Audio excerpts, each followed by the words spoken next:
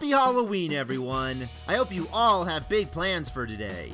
Me, I have a little treat for you guys. Now, I love you guys, like, a lot. You guys have given me not only great advice as to how to better my videos, but you also leave a ton of requests for me. So much so that I have no idea where to start, so usually I just start by looking at what my most requested show is. And The Loud House is by far the most requested newer show I've ever gotten. Now, I'm 24 and in college, so I haven't really been able to keep up with current cartoons, but because I got so many requests to review this one in particular, I decided to look up what it was about, and I gotta admit, its setup sounded pretty awesome to me. It's about a boy named Lincoln Loud who's part of a family of 13 people. Him, his parents, and his 10 sisters. That's right, Lincoln is the only boy of 11 siblings. And as interesting as that sounded, I was a little nervous that I was going to get annoyed with some of these characters going in. I mean, with a cast that big, it's hard to make each character enjoyable. But, amazingly, I do enjoy all of these characters. All the main characters are very unique and very lovable, and each one has their own charm to them. I mean, don't get me wrong, I've come across episodes where the characters got under my skin, but I don't hate any of them overall as characters, which 2 seasons in is pretty impressive.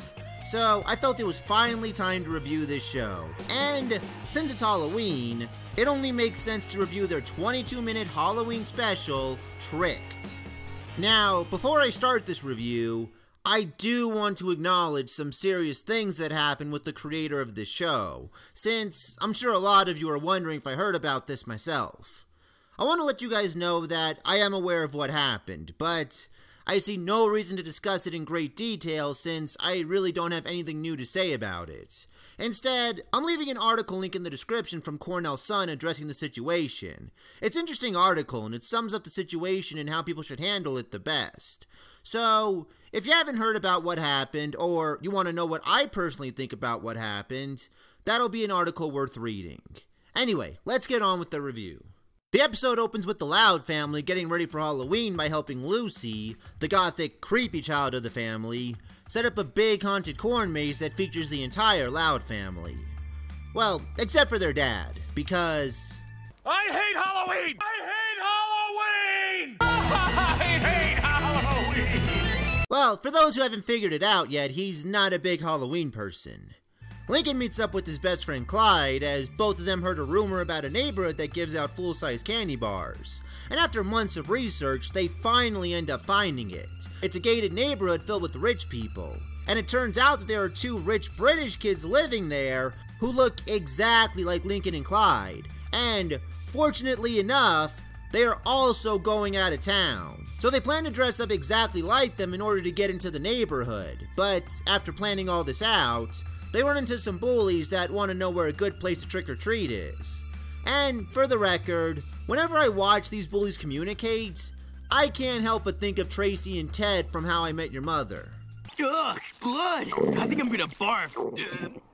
Oh, don't barf. That'll make me barf. When you vomit, I vomit. You know that. Well, to be fair, The Loud House was the first Nickelodeon show to feature a gay couple as recurring characters. So, it's not like that would be unusual for this show to do. Lincoln directs the bullies to his neighborhood to keep them away from the neighborhood with the full-size candy bars. And this is kind of a typical selfish cliche, but I don't really care about cliches as long as they're handled right, and this one is. Lincoln even talks about all the hard work he and Clyde went through to find that neighborhood, that, in a way, it's not a surprise at all that he did that, and doesn't make his character look unlikable. This is how you do something that's typical and make it fit with what you're going for. Even the scene with Lincoln and Clyde getting into the neighborhood because they just so happen to have British doppelgangers who live in the same neighborhood, but perfectly enough are gonna be out of town for Halloween, that initially feels like a cop-out, but it actually all comes full circle, which I will discuss later on. But it was actually a pretty impressive and refreshing spin on this seemingly rushed, underthought cop-out. Also, this episode gets as much creativity as it can out of just Halloween in general. There's a scene where Lucy is getting the Loud sisters all ready for their haunted maze, and all these things she wants to add in are actually pretty interesting. I mean, yeah, Lucy's a creepy girl, and Halloween would obviously be her Christmas, so it makes sense why she'd take it so seriously, but a lot of people actually do like to get as creative as possible with their costumes. That's where a big portion of the fun from Halloween comes from, at least for adults, that is.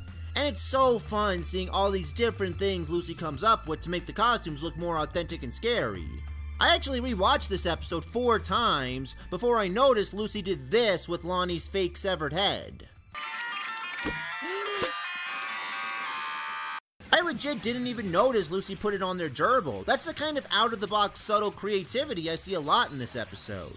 Lincoln and Clyde get back from trick-or-treating only to find out that the bullies Lincoln sent to his neighborhood went through and destroyed it, stole everyone's candy, and scared everyone away, resulting in no one going through the Louds' haunted maze. So they track down the bullies and try to get the candy back, but as you'd expect, that initially doesn't go over well. Lincoln, stop breathing so hard. You're fogging up my glasses. Clyde? I'm down here.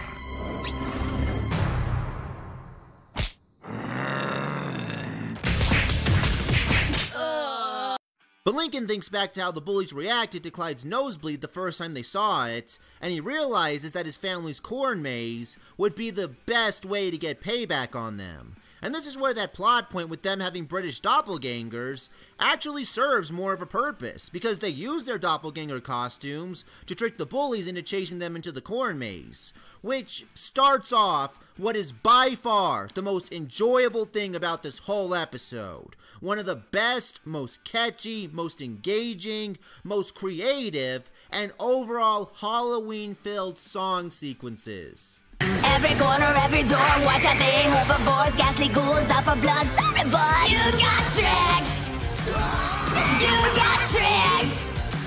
I love this. I love every single solitary second of this scene.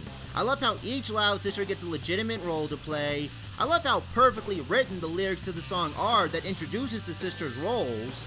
I love the reactions of these bullies. I love the visuals. Luna's singing is amazing, which shouldn't surprise me, she is voiced by a professional singer. Just everything about this scene turns this episode from a decent Halloween special to a spectacular Halloween special. And this whole thing ends up working perfectly because not only does it scare the bullies away for good, but it also brings out the entire neighborhood and saves Halloween for them. And it ends with Lincoln and Clyde giving out their own candy since the bullies ate everyone else's. They even tell the younger Loud sisters that they'll take them trick-or-treating next year at their special spot, so they can get a plethora of full-size candy bars as well. And they even settle for sharing a fun-sized candy bar when it's the only thing left, even though their whole purpose for trick-or-treating at the other neighborhood was to avoid fun-sized candy bars. It's just the most fitting end to what is a great special. You got tricked. That was awesome! That was so awesome! And it's episodes like this that make me happy that so many people recommended this show to me. And trust me when I say that this is the first of a few reviews I'll be doing of this show in the future. I have no idea what the future holds for this show, but I'm completely on board to see where it's gonna go. Anyway, have a great Halloween, everyone, and I'll see you in the next review when I finally count down my top 10 favorite SpongeBob specials.